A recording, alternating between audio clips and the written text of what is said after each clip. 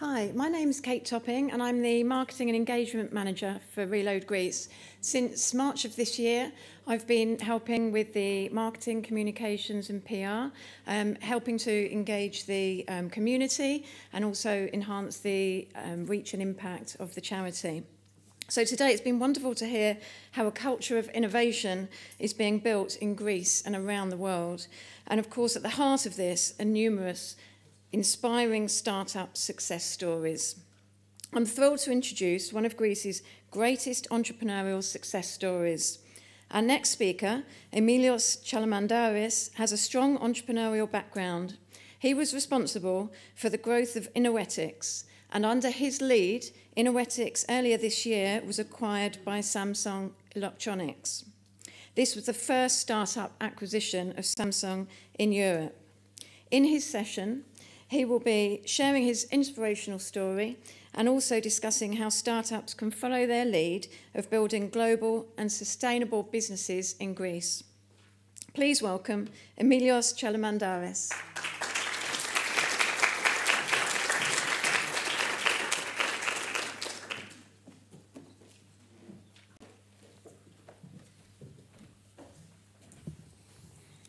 Good evening, everyone. First of all, I'd like to thank Effie, Christina, George, and the entire team of Reload Greece, which I just found out that it's a huge team and very well connected. And I'm really honored to be invited for this speech. So I will...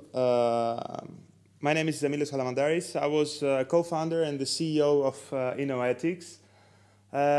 Most of you would never have heard Innoetics before, but for this summer that actually was the latest acquisition by Samsung Electronics.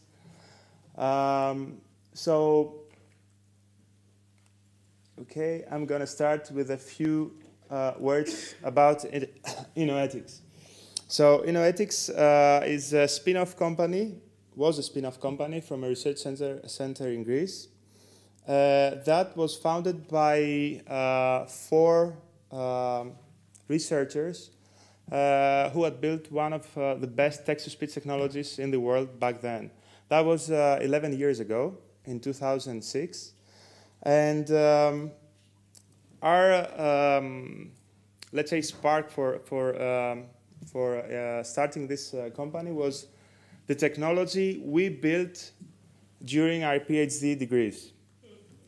So we started anew with no investment, no seed funding, and quite romantically, as we thought that that would be, an easy task to undertake.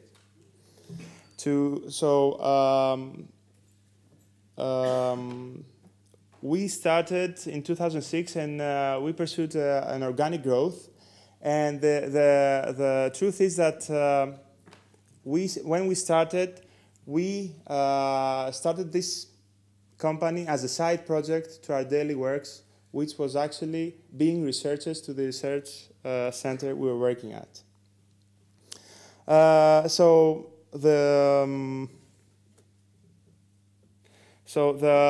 When we established this company, as a bunch of engineers, we decided that we wanted to actually disrupt the market instead of surveying it first and then build something that would actually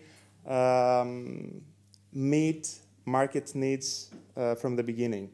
So once we had developed one of the best text-to-speech technologies in the world, we decided not to provide solutions with the technology itself, but services and that actually included this technology around them. So that actually led us to have a lot of resources that were not focusing on the actual technology that we had built. That means that instead of doing what we had done best so far, we decided that we wanted to protect, let's say, the technology we had by providing services on them. We found out very soon that actually was not the right way to follow. As I said, we were established in 2006, and although we were 11 years in the market, our acquisition is mentioned as one of the biggest startup acquisitions in Greece. So that makes us an 11-year-old startup. So that's really difficult to achieve, and it takes a lot of, let's say, wrongdoing sometimes.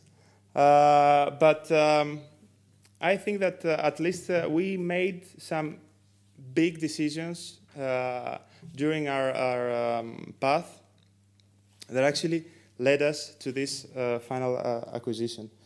So one of the biggest decisions that we had to make was the decision to pivot our business plan. So instead of doing and providing services to the customers, we decided that we will become a technology provider. So we would offer our technology as a standalone software, as a solution to integrators and software developers.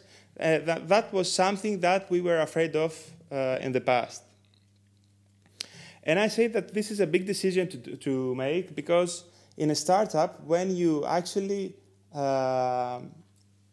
decide that you are going to pivot, it's when you stand up and you look at yourself and you say that, okay, probably what I've done so far, it's a semi-failure. So I have to change, my plan. And when you are doing so, it's also, there is a danger of losing confidence to your product, losing confidence to the team. And also, you might stop being positive about what you're going forward to.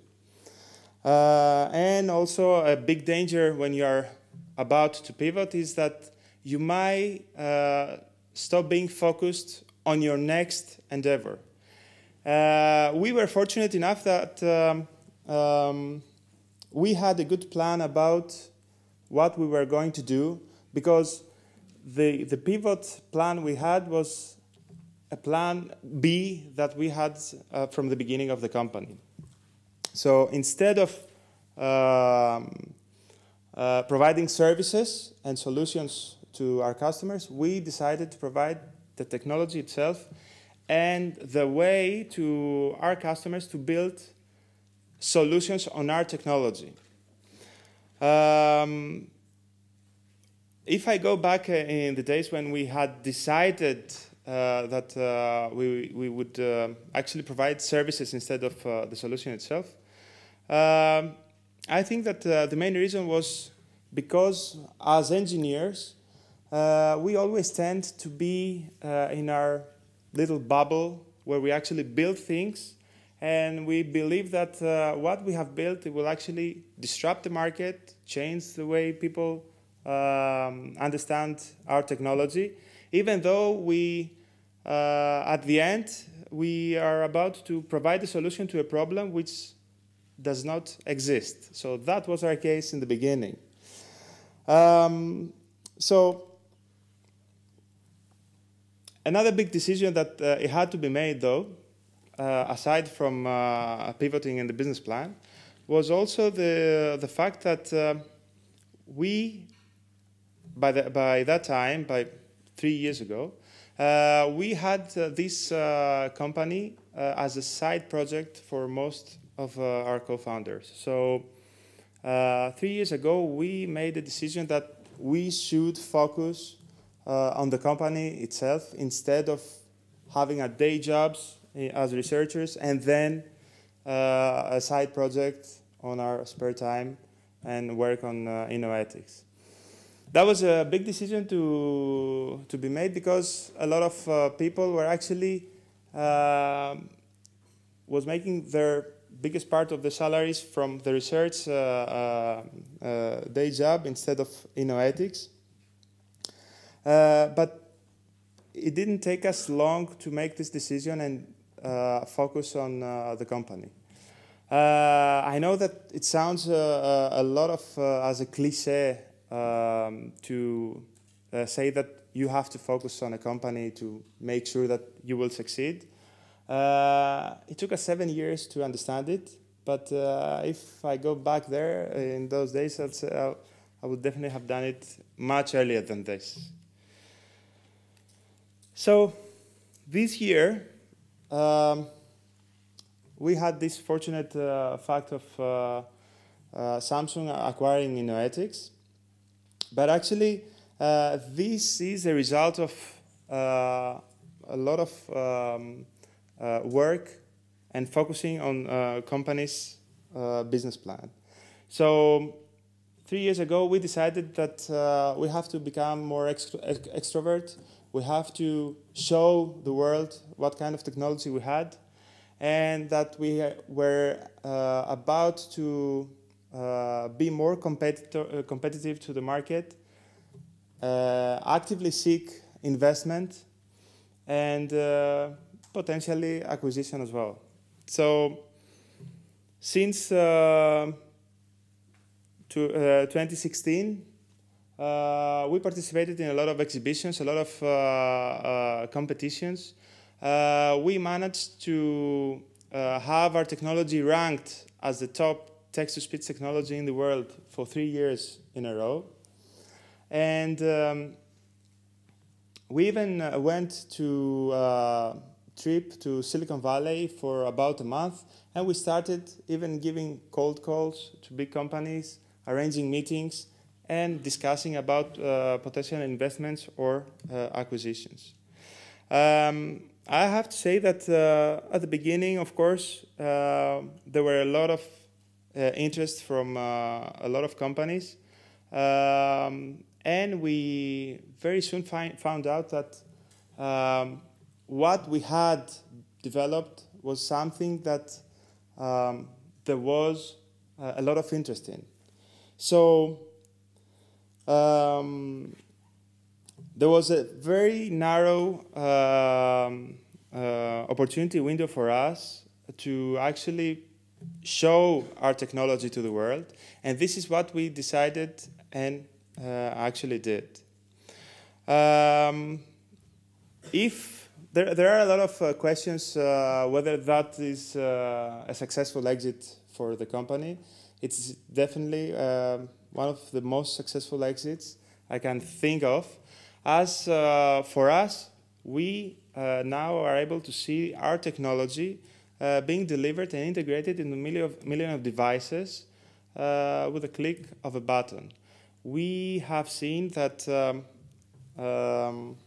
our technology is going to be part of a huge ecosystem, one of the biggest and diverse ecosystems in the world. And for us, it's not only a personal satisfaction, but also a fulfillment of our dreams once when we were actually building the company. So I've tried really to be very brief for this presentation, as I knew it was going to be the last one, and it would be a very long day for all of us. So I try to finish my presentation with 3 key takeaways, and the idea is that I wanted to divide these takeaways to the different audiences of this event. So if I wanted to address, let's say, the future entrepreneurs, I would say that the key takeaway of our career is persistence. We've seen that we were an 11-year-old startup with a lot of ups and downs. We had to do almost whatever a textbook of startups has to describe, from pivoting to big decisions, to being careful not to have casualties when you have difficult times, become extrovert as much as possible, and not to be afraid to be competitive against the bigger companies either.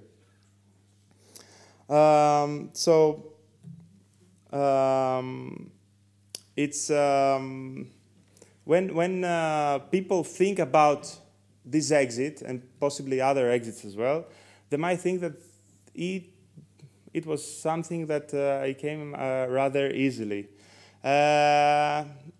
To become an entrepreneur is not an easy thing. I would like to borrow something that a friend of mine, who is a professor here in the UK, and I had dinner last night with him, and he was telling me that when he was addressing to his students, he was telling him that he used to say to them that programming is something easy. You have to give it a little try, a little effort, and then you will find out that it's easy to do it. But then he found out that this is a paradigm that is probably counterproductive. You have to understand and tell people that programming is something difficult, and it takes a lot of effort to achieve it. Entrepreneurship is something difficult. It takes a lot of effort to achieve and to take it, but it definitely is worth it. My second key takeaway message would be to possible investors and bigger companies that would actually look into Greece for investments. I would definitely say just do it like Samsung. I mean, Samsung was not biased against stereotypes about Greece. There is a lot of stereotypes. We even have Greeks who actually live in Greece. Samsung decided that not only would acquire Innoetics, but it would also keep it in Greece and make it one of the first R&D divisions of Samsung in Europe. So that shows that not only they believe in us, but they also believe in the potential that Greek territory has, as far as personnel is concerned, as far as potential is concerned. So I would definitely say that, yes, there is a huge crisis. Yes, there are many, many troubles, but definitely this is the time to take a look at Greece, and I think it's a good idea to invest. And third, if there were, as I saw before, there are members of the audience that work with the Greek government or members of the Greek government. The key message I had for them when I was actually preparing the presentation was that it was similar to another speaker's key message that would say, just ask the governments or the state not to get into our way. That was also the same key message I was gonna give. But to be honest, with all these things that I've heard here and all this potential that I've found out there is here, I would definitely say that we shouldn't lower the bar anymore for what we receive from the Greek authorities or the Greek state. I mean, for the last several years, we always hear a lot of absurd things that they hardly make the titles, or otherwise they would also create, distress. But now we are just used to them. I would say that we should expect the Greek state and those authorities to do what they are elected to do, and without any other lowering the bar, we should ask for them to be as supportive as possible in these kind of endeavors. Thank you very much.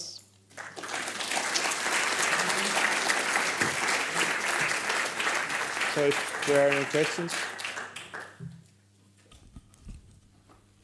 Sure. Hi, I'm Kostas Economopoulos. Really, congratulations for the exit. It is really impressive, and I'm sure that you're going to be an example for many innovators that are nowadays in Greece. My question is regarding patents. Did your technology was subject to a patent? Did you file a patent? And if yes, did this affect the exit? Or if not, would it have affected the exit in a different way? About the patents, I don't know whether it's easy to share, because it's something as a IPR, let's say, assets for the company. In any case, patents did not affect the actual price or the actual willingness of Samsung to acquire the company. What it was actually measured for the acquisition to happen was the strength of the team, the strength of the technology, the readiness for the market, and the future potential of what they were going to acquire. So they checked on all 4 of these things and they proceeded. Thank you.